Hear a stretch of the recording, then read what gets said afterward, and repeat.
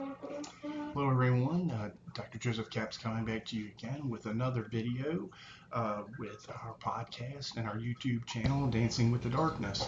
If you're a first time listener, this is a raw, unaccounted version, unfiltered, about living with CPTSD, what that looks like, how did we get there, but most of all it's a message of hope on how that we not only can survive with this, but we can also thrive and ultimately turn our pain into purpose and turn these experiences into something that can help someone else, and that is a tremendous gift.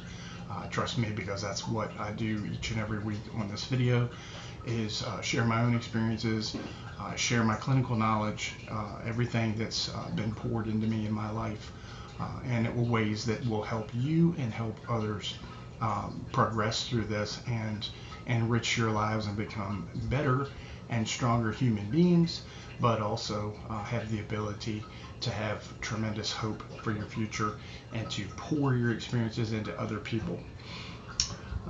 We are doing a series on the father wound. The first video that we did, we kind of gave you a generalization of what the father wound is, and this was coming off of our videos on the mother wound.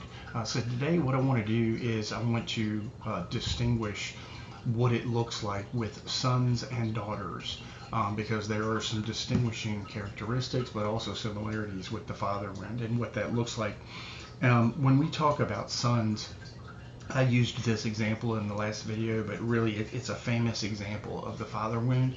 As if we look at the Star Wars series, we see Luke Skywalker, we see Anakin Skywalker, we see this tremendous father wound. We really could use that as the ultimate example of the father-son wound. You know, we see that Luke Skywalker's father, which is Anakin Skywalker, later Darth Vader, is not only absent, but they have a tremendously dysfunctional relationship once they get together. We can see that throughout the film, that the whole series really, that Luke Skywalker, many of his decisions, the way that he showed up in relationships, the way that he when he was training with Yoda, I mean, all of these things, with the lack of self-confidence, the low self-esteem, the disbelief in himself, all of these things were products of that father wound, and his father being absent. We also see when they came back and they started the films at the beginning, which was interesting how they did that, like the prequels, we see kind of how Anakin Skywalker ended up turning to the dark side, and that a lot of that had to do with his own father, Qui-Gon Jinn, and the dysfunction there. Unfortunately, like this film series, where we see in Return of the Jedi, where Luke Skywalker at the end of the movie, even though it was at the death of his father, they reconcile their relationship, and Darth Vader becomes good at the end, and they have this wonderful emotional moment. Beside that fact, we see that unfortunately that this doesn't normally happen with father wounds. Unfortunately, we see a tremendous amount of dysfunction that never ends, never stops, and it goes on into life with us.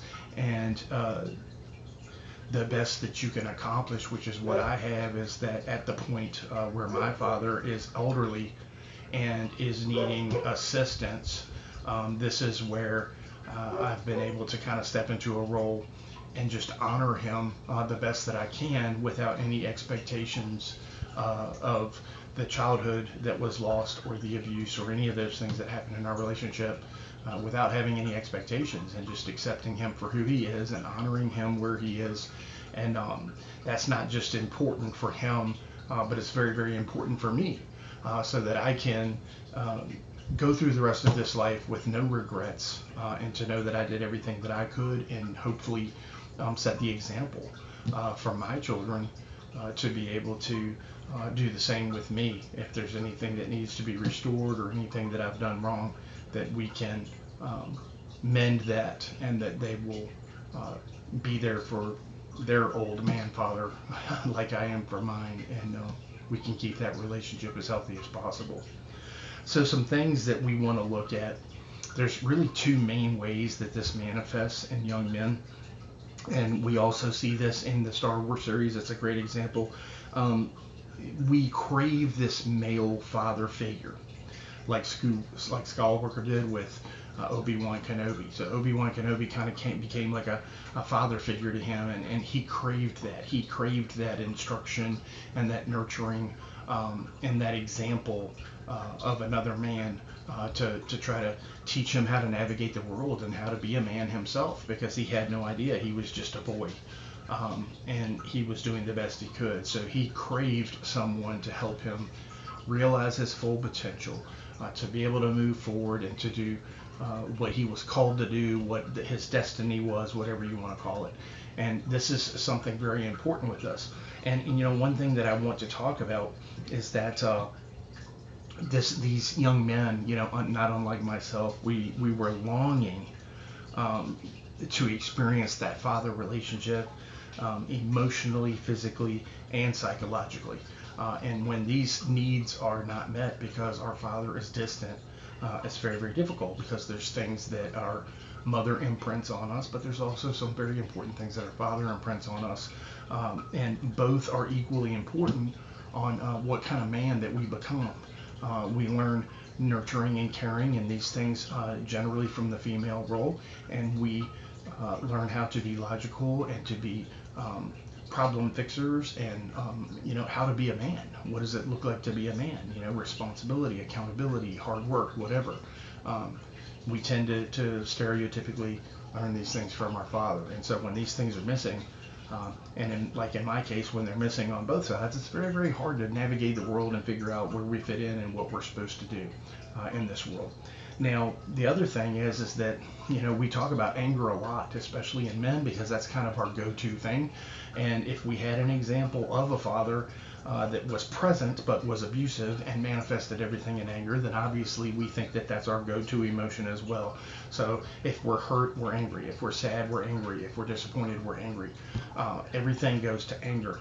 And so not only can we have this intense anger towards our father, we can also internalize that a lot of times, and this is what leads to tremendously negative self-views within ourselves, which is very, very difficult. It's important to note also that it's possible for someone to experience both of these manifestations of feelings at the same time, okay, which is really, really hard. They may not only occur in isolated incidents, so we may experience both of these. We may have the anger, and we may also have that longing for the father role, and this is fairly common. Sons with a father wound may also seek to control many aspects of their lives to compensate for the lack of control they felt when they were younger. For example, they may want everything just so. In their homes, as adults, they may struggle with fears of power imbalance within relationships, and as a result, we show up in an unhealthy way in these relationships. We can be controlling, we can be jealous, we can, have these tendencies in relationships that, honestly, it's dysfunctional, and a lot of times our relationships don't last. And there's a lot of things in there when you combine the mother wound and the father wound. Obviously, we have attachment strategies that are unhealthy and so forth. But, you're getting an idea of how this toxic mixture comes into play and how we develop our tendencies. We may do these jealous tendencies and these controlling things because we have so much anxiety. And a lot of times that we're trying to curb our anxiety by having a level of control. So it's not necessarily like narcissism, where we want to be in control. It's literally our anxiety is so great, and our uncertainty is so great, and our fear of losing the person in the relationship, which is basically the anxious attachment strategy, is so intense that we may tend to adopt to some avoidant tendencies and some controlling issues to deal with that. And this is what that disorganized attachment style or strategy is that we have elements of both. We have elements of the avoidant, we have elements of the anxious, and they kind of fluctuate, and that's why we call them strategies, because it all depends on how the relationship is going, who the relationship is that you're with, and these things can manifest in all kinds of different ways, and really it's not an act of maliciousness. It is a product of our development of trauma, and it is also our coping mechanism. It's the only way that we know how to survive, even though it's a very unhealthy, dysfunctional way. It's really the only way that we know how to navigate the world. And so these are things that we have to work on, and part of that is we have to look at the mother wound and the father wound, and understand our family of origin and where we've come from, and how we got there, or we're not going to be able to heal from these things. Okay. Many, including myself, this really hits home. Many sons of that have that father wound, whether it be from a distant father or from an overcritical father like I had, we have very high standards. Our standards for ourselves are beyond any bar that could be risen by anyone else. The bar that we raise for ourselves is absolutely ridiculous at times. It's not even achievable.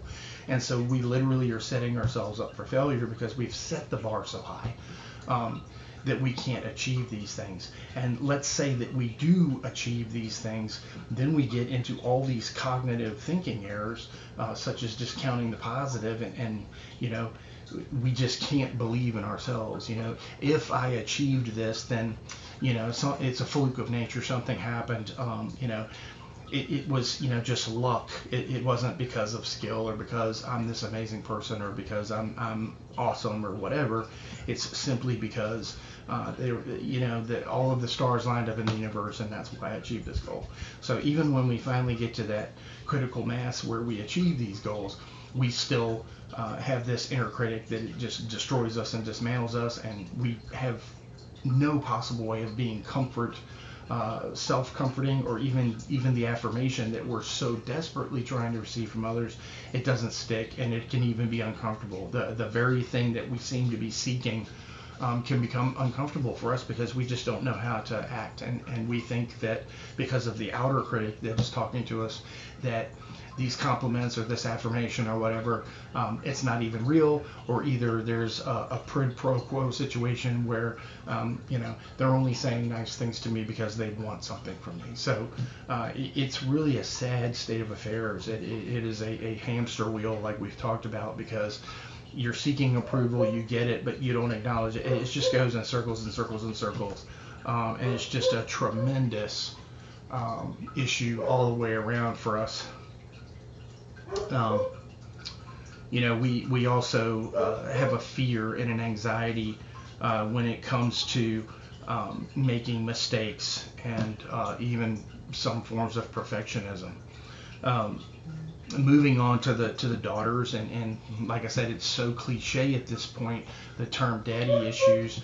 You know, at any given day, there's probably you know, thousands of posts on social media or TikTok, or you know, whatever is going on. We see all of these things happen in regard to daddy issues, and you know, it's become cliche, and it's become kind of a cop out, and kind of ridiculous, because honestly, this is very, very serious. When we look at the father wound in daughters, you know, I don't like the fact that, oh, she has daddy issues. I don't like that, because we need to understand the seriousness of this. We need to understand what has happened to these young ladies that become women, and why they show up in relationships like they do, because that father wound is deep, just like that mother wound is deep. And we need to have some compassion. And you know, for the women listening to this podcast, I would encourage you to not use that phrase so loosely. I wouldn't use that as, you know, such a generic term, like, oh, I've got daddy issues. Or, you know, it's really not something that we should take casually, because it affects you tremendously on how you show up in your relationships with other people, with how you raise your children, with how you look at your family relationships, how you look at yourself. It's really important that we look at this, because when we see females a product of this, and we see how critical they are on themselves. I mean, I have treated, everything from eating disorders to addictions to everything else, and there's a tremendous relation and comorbidity with the father wound with these young ladies. You know, dad says you're fat one day, and you're next thing you know you're in a full-blown anorexic or bulimic condition that could take your life, and it's just absolutely awful. We see young ladies that have body dysmorphia. We see them overcritical of themselves, and what gets me is, as a man who has two eyes and is attracted to the opposite sex, it's you're looking and you're like, wow, these, God broke the mold when he made these women. They're that beautiful, but yet they cannot see that they have a dysmorphic condition, and they are broken to the point where they just never think that they look good enough or that they're attractive enough. And then we see a lot of them, compare themselves to others, and we have seen a trend over time where this has become very, very negative. And women are getting, thinner and thinner, and they're getting more and more unhealthy. Really, if it was a matter of having a certain body type or whatever because of your health and because you loved yourself enough to be healthy and to take care of yourself, this is a good thing. But if all of your motivation is in regard to your own inner and outer critic and your perception of what other people think of you, it's very, very unhealthy. And as a man of faith, I have to put this out here that God doesn't want us to feel these ways about us, because he crafted us exactly how we are meant to be, and specifically how we are meant to be. And so, sometimes we have to look outside ourselves and understand that we're literally insulting our God's craftsmanship. We are literally insulting his judgment. We're saying, hey, you screwed up on this one, because I'm all jacked up. And God is like, hey, hold on a second. I made you to be exactly how you are. And so we need to understand that too, that our real Father, the one that isn't critical, the one that really, really loves us and made every cell in our body and created us in the womb of our mother, he made us to be exactly who we are, and we are beautifully and wonderfully made the way that we turn out, because that's the way that God intended. And unfortunately, trauma and father wounds and mother wounds and all of these things, they completely distort the image of ourselves that we should have. It's very clear in Scripture that we are to love the Lord our God with all our heart, soul, and mind, and to love our neighbor as ourselves. And I've talked about this before, but how do we love our neighbor, and how do we love God if we hate ourselves? If we are disappointed in ourselves, and we loathe ourselves, and we believe that we are less than, and that we are unattractive, and all of these things. And it's sad, because it's basically a family curse. It's based on human relationships, and we're all fallible, we're all wounded, and we hurt each other, unfortunately, and we are a product of sin, and this is how this develops. We see daughters that that have had that father wound. They are desperately craving that type of love that they didn't get from their father, and it's very sad, because we see many women become promiscuous and have a lot of sexual relations with a lot of different men, because they are craving that male love and that male approval. And unfortunately, we have a lot of men out there that are not very healthy, and they don't value women, and so they take advantage of these women because all they want to do is get sexual gratification, and they could care less. And it's very, very sad, because as time goes on, it makes it even harder on these women to be in a legitimate, loving relationship, because they get to a point where they don't believe that this man even exists, that this man can come into their lives that can fill that void. Ultimately, our void has to be filled by God. And then if God chooses to put someone in your life that he crafted for you, then that void, a lot of your void can be filled there.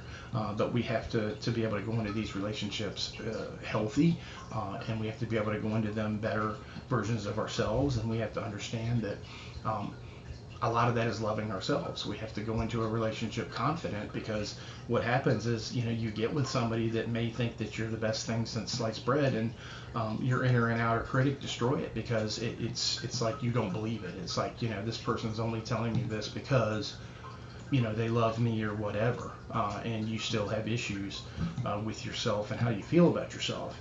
And so this is difficult when it comes to our romantic relationships between men and women, is that we see this continual craving, this continual void that is there because of this father wound and this love that they didn't get from their father. And so it's a combination of learning how to heal from the father wound, learning how to love yourselves, and then being able to accept that there is actually someone on this earth that actually loves you that way, that loves you that deeply, that thinks that inside and out you're wonderful. And so please think about that. Please think about the fact that this can all be restored. This can all be completely changed into a positive narrative. Both the young men and the young women who have suffered the father wounds and the mother wounds, we can go on to have very healthy relationships. We can have secure relationships. We can learn to be able to function in these relationships in a healthy way, but also to raise our children in a healthier way. It's absolutely possible. So if you're listening to this today and you're kind of in a rut and you're thinking, man, I'm just never going to get over this. I've got these patterns in my life. I've got these patterns in my relationships that just continue. I want you to know that this doesn't have to be permanent. It involves some choice. It involves the free will that God gave us, that we make a decision that, I don't want to live this way anymore. I don't want to have to be this version of myself anymore. I want to figure out who I am and how did I get here, and why do I do the things that I do, and what can I do to fix it? And, there's solutions out there. One of the things that we've, created with my practice that I created is the trauma discovery protocol. It's part of a complex trauma profiling system. Took me over a decade to create this, and it's based on my own confusion and my own self-destruction and pain and mistreatment and misdiagnosis and all these things. And so, there's things out here that can help you get to where you want to go. If there's anything that we can do to help, please comment. Please send us an email. If you're curious about this protocol, what it is, please ask questions. We value very much any feedback. The only way that this channel does anything is because of you. If you like and you share with other people, if this means something to you, if this is speaking to you in a way that has reached you at your core, at your heart, please share it. That's the only way that this word gets out, and we are only here to be a public service and to help this population that is infamous for never getting any help. I didn't get any help for 40 some years, so I understand. We try to do everything on our own. We try to heal ourselves. We try to suck it up, buttercup, but it's hard, and there's no reason that it has to be that hard when there's resources out here. But most importantly, God has placed people on this earth to experience these things and to heal so that they can pour into other people. And you absolutely, in this audience, can be one of those individuals when you make the decision to heal and to turn your pain into purpose. Our final video on this will be next week, and we're going to talk about some real solutions on how you can start healing from that father wound, stuff that's easily obtainable, things that are not impossible at all, realistic goals, realistic things that you can do to start putting yourself on the mend. So I hope that you'll tune in next week as we continue this series on the father wound. Thank you so much to our return listeners. We're so grateful. Thank you for all your support. And until next time, God bless to each and every one of you.